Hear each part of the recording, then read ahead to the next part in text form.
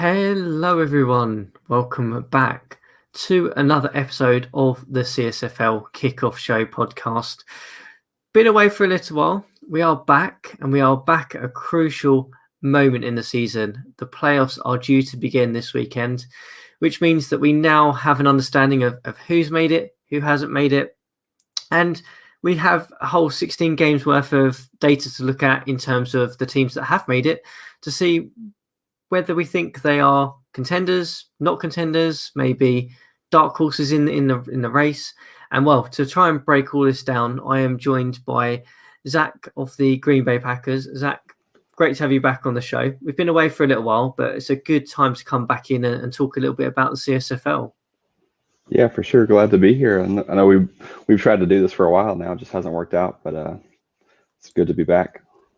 Yeah, absolutely. A wonderful world of timings and different locations for everyone has been a challenge. So hence why you've only got us two and not some of the others you've seen dotted around on the shows recently.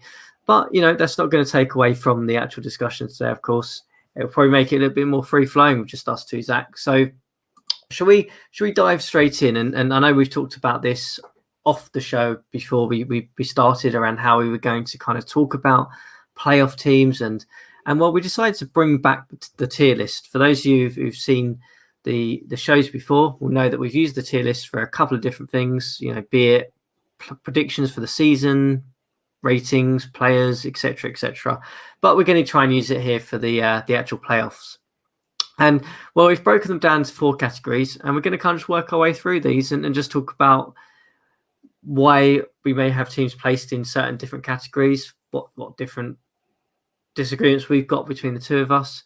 But I think let's start at the very bottom, Zach, and let's just start with the tier that we've allocated as here for the ride. And this is one where we decided on this name because there are a set of teams that we feel this year are not going to win the Super Bowl, and they're essentially to enjoy the ride of the playoffs for multiple different reasons, and we'll talk about that about each team. But they are, not going to be at that final showcase game of the season, but they're here. They're going to enjoy the playoffs, enjoy the moment, and then go back into next year feeling great about their opportunities for next season. So, I mean, and Zach, we've obviously got the Patriots, the Lions, the Cowboys, and the Colts listed down here. Which one would you like to kind of pick up on first? First, I mostly agree with it. I think the third and fourth tier, I think they're kind of interchangeable. If I had to switch one, the one I kind of want to highlight is probably the Patriots. I'm a little higher on them. I think they could get hot. They have the talent. I think they could put it together for multiple wins. Maybe switch them out for the Bucks. But kind of an interesting trend. I see this might be the weirdest year as far as the playoffs in the NFC. You have the Lions and the Cowboys are the 1 and 2 seed, and for different reasons, I don't think anyone's crazy high on the 1 and 2 seeds this year. And then you have the 5 and 6 seeds, Packers and Panthers, which in a lot of people's eyes, I think maybe the favorite. So that has to be a first. Yeah, absolutely. I mean, in terms of let's take this back down in this tier then by NFC first, and then we'll talk about the AFC. So in terms of the NFC, you've obviously got the Lions, who are the number 1 seed, running off an AI playbook at the moment. So there's no opportunity for tweaks or changes in this playoff series. And then you've got the Dallas Cowboys, who obviously have a new GM change. V Gorilla's got in there mid-season, transformed the performance of that team from being probably a bottom 5 team, I think it's fair to say, Zach, to now being the number 2 seed. But they're slightly different to the Lions in that they probably don't have the same sort of comparable talent, but they probably do have the GM with the playbook and the strategy points of view that might demonstrate that they can possibly slightly overperform. I mean, it's interesting what you said with the NFC. I mean, in terms of the Cowboys, are you sort of selling low on them like we have got them here, or do you think they can possibly make a run in the playoffs?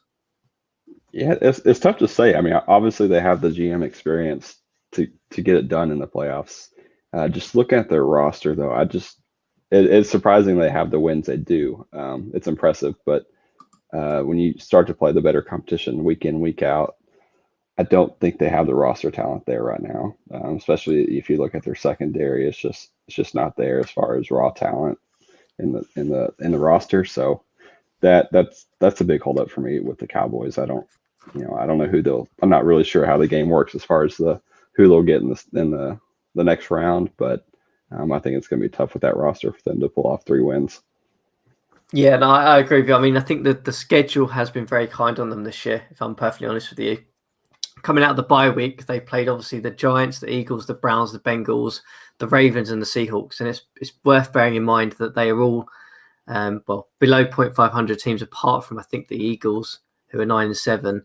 But you've got the Ravens in there as well. But that was post Flacco injury, which I'm sure we'll talk about a little bit later on. So in terms of the teams they've had to play to get into that number 2 seed, it's probably fair to say they've had a pretty nice run of games. And as you said, you get to the playoffs, you don't have an easy game. So that's why I feel we've kind of come to a kind of, seems like an agreement here that they probably will be down there, mainly because we haven't really seen how this Dallas team performs against a top playoff team and playoff GM. I think it's fair to say home field might help them in that sense, but I think they will be struggling in this one.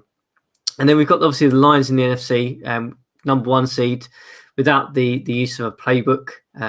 Your observations on that one, Zach? Do you feel the talent of the Lions will be able to pull them through, or are you kind of in agreement here that playoffs are a completely different ball game in comparison to the regular season?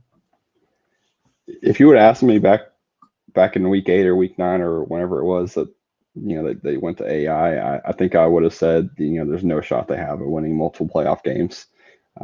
But you look at week 11 through week 17, they have pretty impressive wins, big wins over the Bears, big wins over the Patriots.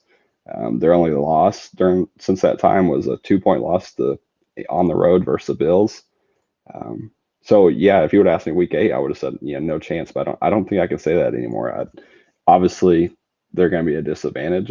There's no way getting around that. But I don't think it's impossible that they could get to the Super Bowl and do something. Maybe bump them up to the Pretenders. I don't think that's out of the question. Okay, so we have a slight disagreement on that. I my view is that I feel playoff times are a completely different matter. Teams and GMs have the chance to actually hone in on particular players and particular rosters and particular strategies, and basically, all focuses on one game. So I feel that will kind of mean any team, in my opinion, any team that is on AI or uses an AI playbook in the playoffs in the CSFL will just get bounced out immediately, is my view. So it'd be interesting to see how that one goes, actually. So let's move on to the other 2 that we've got down here in the here for the ride category in the AFC. We've got the Patriots and the Colts. So you obviously mentioned that the Patriots, you felt you were sort of higher on them. So maybe I'll give you my pitch as to why I have them this low. Simple reason being is that since the first season of the CSFL, we haven't seen a Patriots team really in the playoffs doing very well in the playoffs, and that was obviously a very high talented team. I feel that this Patriots team, whilst they've got some things clicking for them, I feel there's just too much talent in that AFC in terms of GMing, in terms of other teams with decent talent, and I think that whilst they may scrape out of one game, I think they will just lose and will be bumped out in that second round. It's probably their ceiling, in my opinion. Even with Russell Wilson, even with the fact that Rizzo's maybe got a little bit of a handle on the playbooks now, I just think this will be a nice learning experience for the Patriots and Rizzo.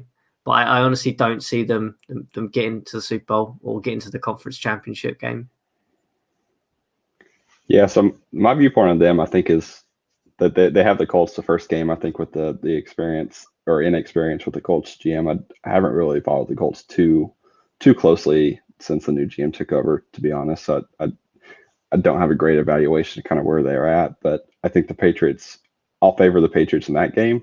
And then when you look after that, I think the Ravens and the Bills, or whoever the Patriots play, I think they both have question marks. We'll kind of get into that in a little bit, but I think the Patriots are close enough to the teams above them in the AFC, and I think they'll win the first game. So I think that's kind of where I'm at with them. I think they could get hot at the right time, and maybe if they've had some really close losses this year, a lot of games late. So if their fortunes turn, they can turn some of those close losses into wins. They could make a run.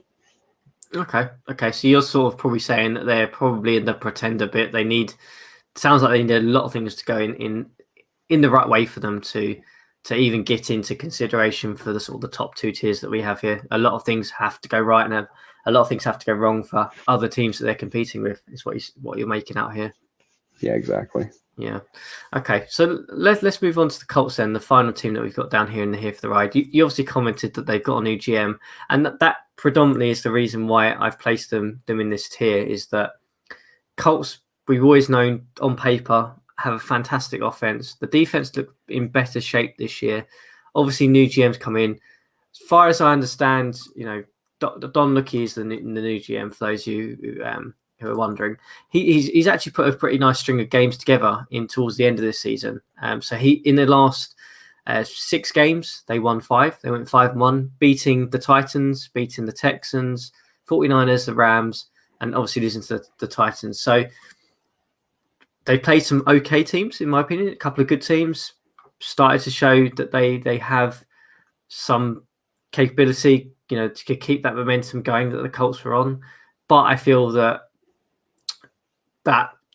defense still has too many gaps for me, and I feel that still needs to be addressed for this Colts team to make that leap. And I'm talking in terms of very thin margins, in my opinion. It's sort of getting some additional talent in that backfield, in that defensive line, could take that team from being a here for the ride, borderline pretenders, to probably being a dark horse and contender, in my opinion. But I just feel it's just probably a season and a season too early, slightly too many gaps on that defense for me. Yeah, they're still pretty weak at cornerback. They do have a pretty strong defensive line, but I believe one of their best defensive ends is out. So yeah, that defense could be in trouble. Yeah, I think so. That essentially is it. Is the backfield for them, and then they've got some injuries, and they don't have the depth to kind of come in and adapt to that as well. So let's move on to the pretenders. So we've got listed down here, which is probably a surprise. We have the Super Bowl champions from last year, the Baltimore Ravens, the Oakland Raiders, Tampa Bay Buccaneers, and obviously the Denver Broncos. What's your take on the 4 that we've got listed here from the outset? Yeah, the big thing here is, from my point of view, I have the Ravens a lot higher. It's not so much. I know the reason why they're there, and it's Flacco for the most part, I assume. Absolutely. I mean, let's be frank, it is just Flacco. That is the only reason that Baltimore Ravens team is in the pretenders category. If Flacco was not injured, they'd be immediately in the contenders category. That's how important, in my opinion, Flacco is to that Ravens offense. Yeah, it's a fair point. The big reason why I differ is, one, I think Keenum is a solid enough backup to where it's not a massive drop off. I think he's 82 overall. He has 80 plus accuracy and arm. Obviously, he's no Flacco, but I think he's good enough to get the job done. And on the flip side, and really what it comes down to, on top of that, I think the AFC is just very winnable. We'll get into the Bills in just a second. I think they're good team, but every single team in the AFC has a pretty major question mark. So that's why I still have the Bills. As I even think they're as far up as a contender still in my eyes. Yeah. Well, I'll just say this: the Ravens lost to the Bills and they lost to the Cowboys in the last 2 games of the season, with obviously Keenan playing in as quarterback. So that to me is not a good sign. Is that even if on paper Keenan looks like a fairly adequate quarterback to come in, that I still feel the drop off is just too much for them, and they rely too much on him. Yeah, I was gonna say, I kind of wonder too. They've had that 1 seed locked up, so I don't know if they've really kind of been in tune the last few weeks of the season, and we'll kick it up again for the postseason. We'll see. Those 2 losses at the end were kind of worrisome. Yeah, I don't think they benched or rotated anyone out of those last 2 games of the season. So I think that's a worrying sign for me. If I look at the Ravens, they really need to find a way to get Keenum fitting with that offense, I think.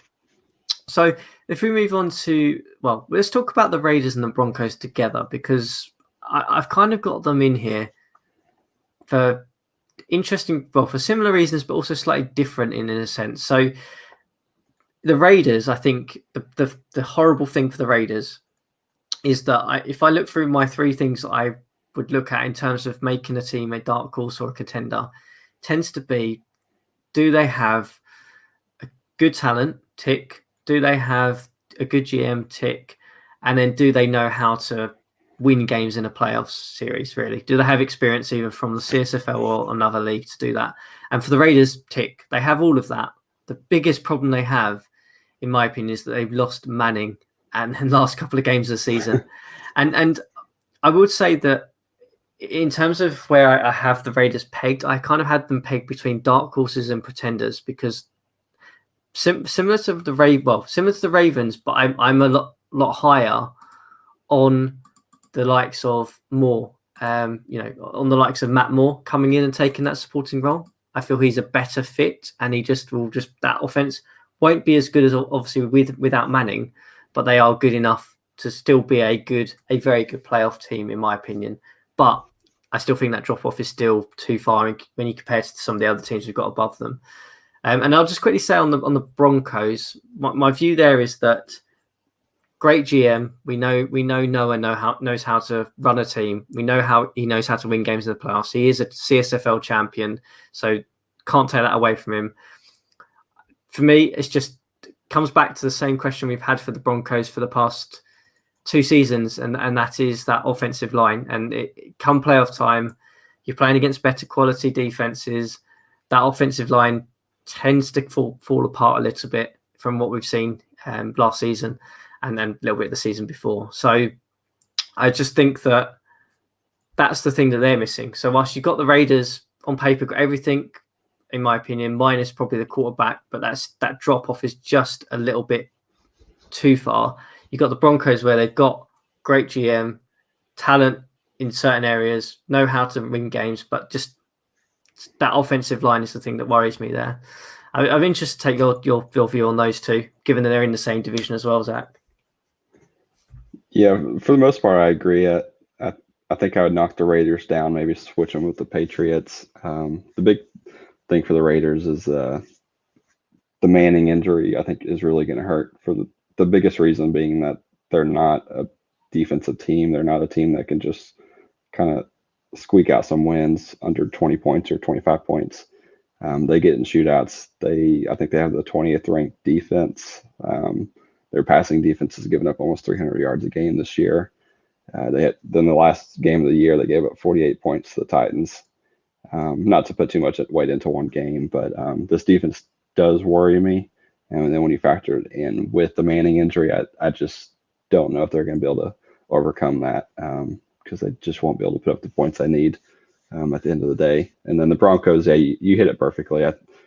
I see them a lot like I do the Cowboys. That they obviously have a very, very experienced and accomplished GM that I think you would trust getting a win or two in the playoffs, but I just don't know that they have the roster talent in certain areas to get it done.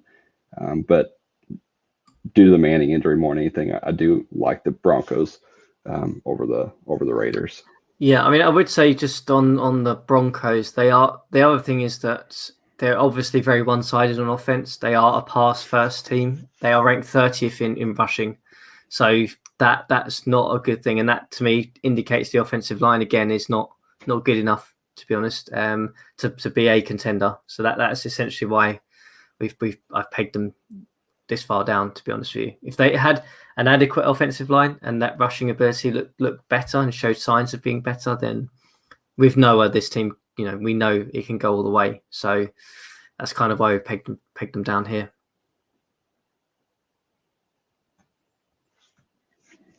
No, I totally agree. And then I'm kind of curious on your thoughts on the Bucks because I keep on going back and forth on them. Yeah, I mean the Bucks are the hardest one to peg, to be perfectly honest with you.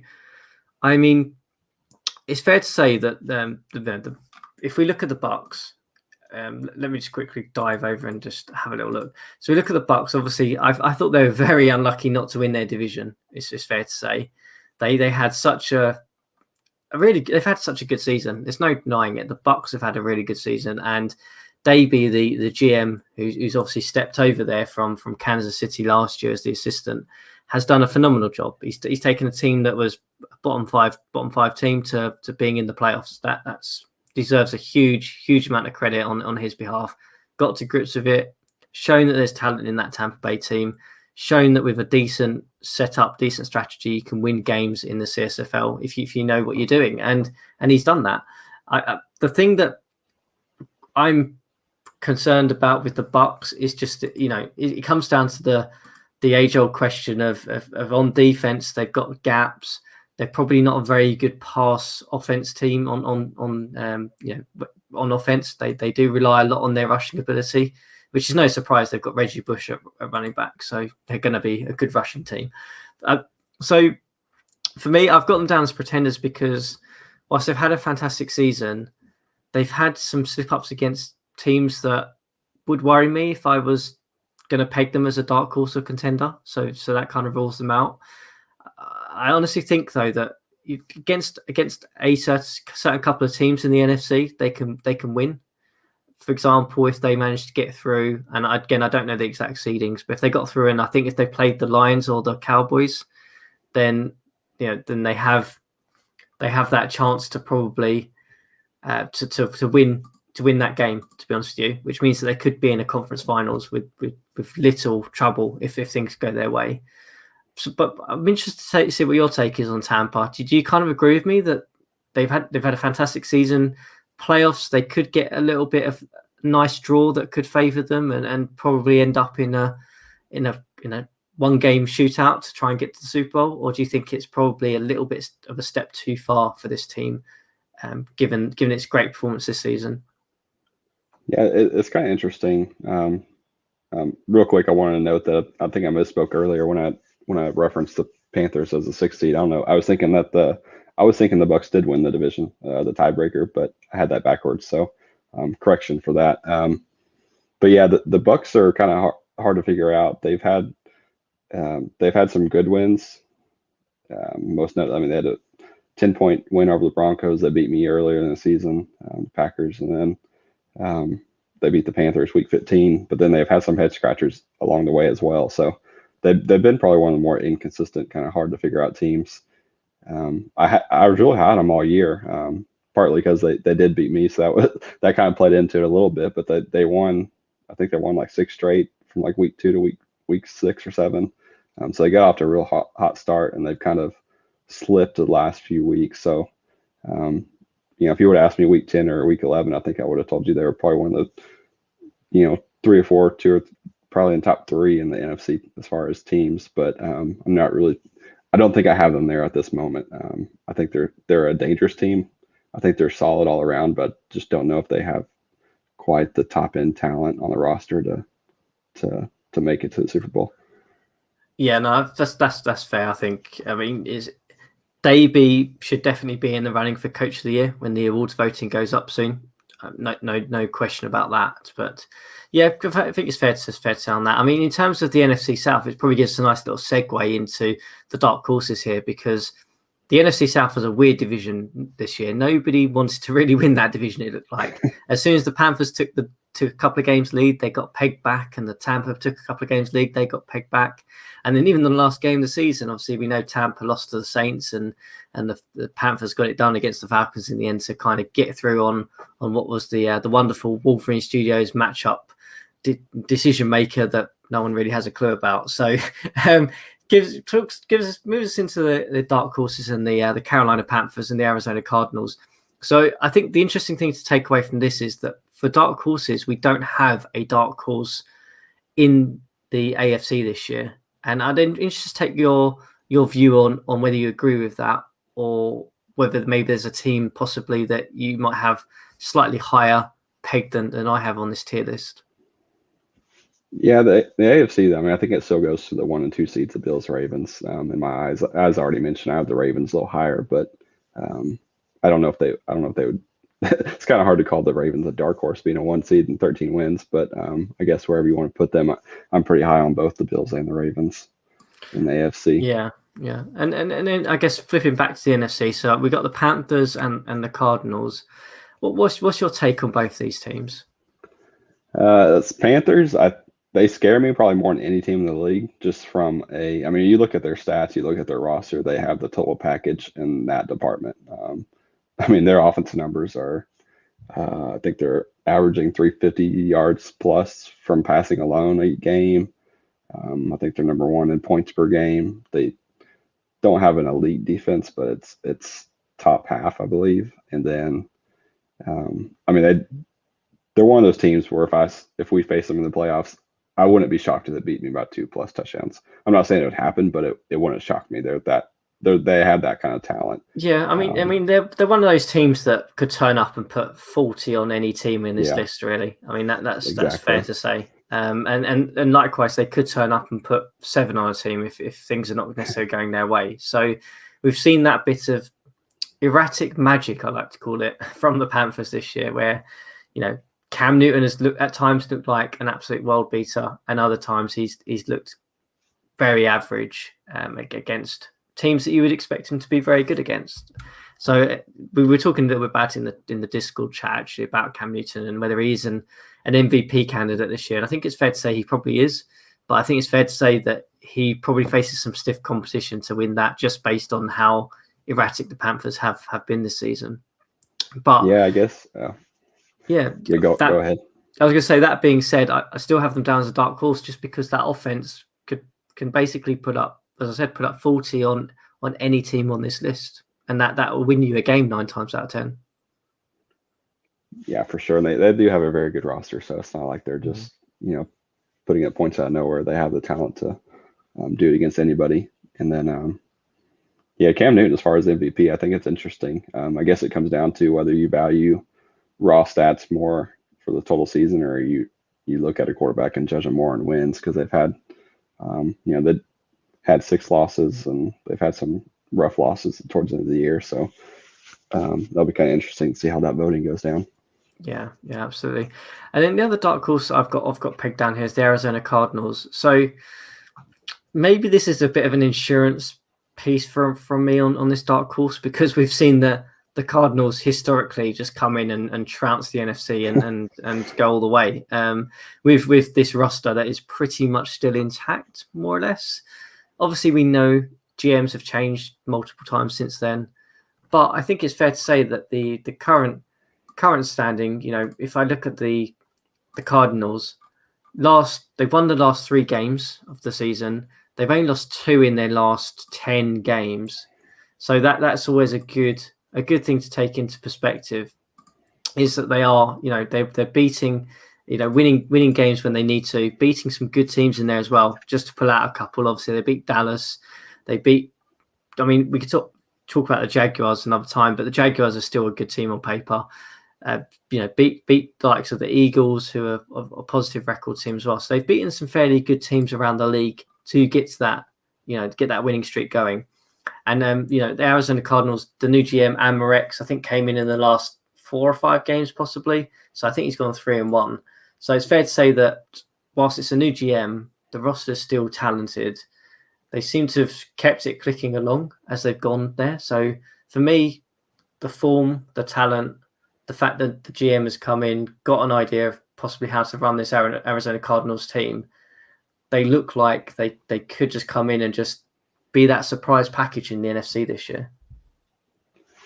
Yeah, it's a fair assessment. I mean, more than anything, just because of the fact that it is a new GM. That's really the story of these playoffs, is the new GM aspect of it. You got Cardinals, Raiders, Colts, Cowboys, not really a new GM, but he took over the Cowboys midseason from the Browns. And then, so you have a lot of teams that had midseason changes as far as the GM. So it's kind of hard to, when you've only seen the GM take over for four or so games or whatever it is, it's hard to really get a feel for what to expect in the playoffs. And that's the case for the Cardinals. It's really hard to say what they could be, just because of the number of games the GM has been there. From a roster, just judging it from a roster standpoint, it's really been the same story for 2, 3, 4 seasons for the Cardinals. They have elite cornerbacks, elite wide receivers, but they can't stop the run. I think they're first or second in passing, and then 30-second and stopping the runs. That doesn't Yeah, really get. yeah. It's been that way for a number of years too. So it's interesting as far as the game planning, how that could get exposed in the playoffs. Yeah, I think so. I guess the cool thing about having some new GMs who are in the playoffs is that you don't necessarily know how they're going to game plan as well. So whilst we've had established GMs come in, you kind of have a rough idea of what they're going to try and do come playoff time, because the information, the data, the history is there. So these new GMs have a very unique opportunity, because no one's really necessarily going to know exactly what they're going to do come playoff time. So shall we move on to the contenders? And I mean, we've got two contenders pegged here. Obviously, Green Bay, yourself, and I'll talk about them in a second. But I think we should probably start with the Bills, given that obviously they are a team that probably last season surprised a few people, going quite far come playoff time. Have won their division this year in the end, and look like they've got talent and good game planning all in one package now this year. Yeah, really, when you look at the Packers and the Bills, I think we both have kind of a situation where it's really maybe a year we both need to take advantage of. From the Bills standpoint, I think this is the most wide open the AFC has been in quite some time, as far as probably the easiest path any team like the Bills will have. With the Ravens injured quarterback, some of the new GMs coming in, I don't think the playoffs are maybe as tough a road as it has been. And for myself, the Packers, it's kind of the same story with the AI Lions being a thing. I think this is the most wide open path, or easiest path I'll probably have too. So, but it puts a lot of pressure to take advantage of it, because if we don't do it this year, then it's like, when are we going to, type of thing. Yeah, and I think it's fair to say that Bills are in a good situation. I mean, in terms of teams they've beaten this year, just to give you a flavour of it, they've obviously beaten the Titans. They've managed to beat the Patriots. They've beat the Lions. They've managed to beat the Ravens. Granted, that was, I believe, that was last game of the season, so it was without Flacco. So that's kind of a nice little matchup of how that might work if they do come up against a Ravens team without Flacco in the playoffs. They've obviously managed to beat some fairly notable teams though out on that list, and the Raiders as well is probably one to throw in there. So they've beaten some good teams that are in this playoff list here. So on paper, you look at it, got the talent, managed to get results in the regular season against some of these teams, and as you said, it's probably a perfect opportunity for this Bills team to kind of come in and just take a stranglehold on the AFC, whilst the Broncos maybe have some gaps, whilst the Ravens are without their quarterback, whilst the likes of the Colts and the Pats are still getting the right mix of things together. It's a unique opportunity, I feel, for the Bills this year, and that's kind of why I've pegged them as contenders, because results look like they can beat these teams. They've got the talent. I think it's a great opportunity for Toasty, to be perfectly honest with you, this year. Yeah, it's going to be interesting, I think, if the Ravens and the Bills do play each other, because I have them pretty close. But yeah, I think this is a year for the Bills. Just looking at their body of work this year, you kind of went down the schedule some are already, but I mean, they really don't have any big losses, and they have a number of good wins. So it's not like they just skated to a 12-win season via an easy schedule. So it's been impressive. Absolutely. So that's why I kind of have the Bills in there, and I'll talk a little about Green Bay, and then I'll kind of throw it open to you, Zach, in terms of what you feel. I think you've given a nice little flavour in terms of great opportunity for the Green Bay this year. I mean, for me, number one, Aaron Rodgers is not injured yet. That's always the massive plus for you and Green Bay. If Aaron Rodgers is not injured, you're in a great situation, and that's not happened that many times in the CSFL so far. I think, again, looking at the record, I mean, you're 12-4, elite defense, elite offense. You've beaten some pretty good teams in there. So you've obviously beaten the Lions, who you may come up against possibly. You've beaten the Pats. You've beaten some Dallas, I think, was in there. You got a loss actually against them, but beaten a few good teams in there. But I just feel that Packers always have an elite team. It's always been about whether Rodgers is healthy, and if I look at your actual matchup, you've obviously got the Packers. You're obviously up against the Cardinals in that wild card game. As you said, the Cardinals terrible at stopping the run. You have an amazingly good run offense, so that hopefully in your situation should stand you in good stead for that one.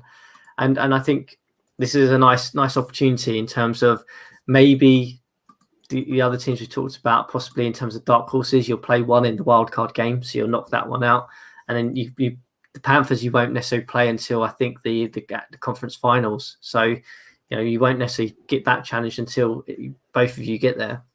So I think it's a great opportunity given the fact that you've got the record, you've got the talent. On paper, it's all working how it should be. Just unlucky again that you're in a wildcard situation, to be perfectly honest with you. If you're not in a wildcard situation, you'd be a very, very, very strong contender. But I still have you pegged there because everything's smashing together. And I think this is just a great opportunity. And I just think maybe the luck has turned for Green Bay and this could be your year. Yeah, that's a fair assessment. I think just from a roster standpoint, from a stat standpoint, I think I'm top 5 in a lot of offensive defensive categories. It's fair to put me up with the contenders. I think the biggest point though, getting that wild card is a huge factor. The difference between winning 2 home games to get to the Super Bowl versus 3 road games just to get to the Super Bowl, it's a massive difference. So I think anytime you're in that 5-6 seed position like we are, it's not going to be an easy task just to will off 3 road wins to get to the Super Bowl. But obviously I think we have the talent to do it, but having the talent and actually winning 3 games like that is 2 completely different things. Yeah, absolutely. And I think the main thing is that the Packers are completely healthy so far this season, and you're going into the playoffs healthy for the first time in a long time. So I think that's going to certainly help you, and that's why I've pegged you as a contender. So that kind of brings us to a conclusion in terms of our playoff preview in terms of our tier listing here. Zach, is there anything else you want to add to end the show off in terms of the teams here or in terms of the playoffs in general, as we look to Sunday and seeing how the wildcard games go? No, I think it's going to be exciting playoffs. I mean, I think the 2 biggest trends that we've kind of hit on this whole show are, new GMs, and then I think this is probably the smallest gap between the contenders and the bottom of the list, meaning that I think there's going to be a lot of, I don't know if you even call them upsets, but I think this is going to be the hardest to predict playoffs. I think we're going to have a lot of different possible outcomes, and I would be shocked if it goes anything close to according to how we think it will go. I think there's going to be some surprises, so it'll be fun. Absolutely, and I'm looking forward to seeing how it all goes. And I think this could be a year where we'll see another different Super Bowl champion, if I'm being perfectly honest with you. So that's fantastic for the league to see someone else try and take the title and win that elusive banner. But we'll be there on Sunday to have a look and see how the wildcard games go and how the rest of the playoffs turns out over the next couple of weeks. Zach, it's been great to have you on. Best of luck with Green Bay during the playoffs. We certainly seeing how that first wildcard game goes against the Cardinals. Tough matchup, but yeah. Good luck to every other GM who's on this list, who's made the playoffs. Congratulations for getting this far, and best of luck to see who's going to end up being the Super Bowl champion for this year. Yeah, thanks. Good being here.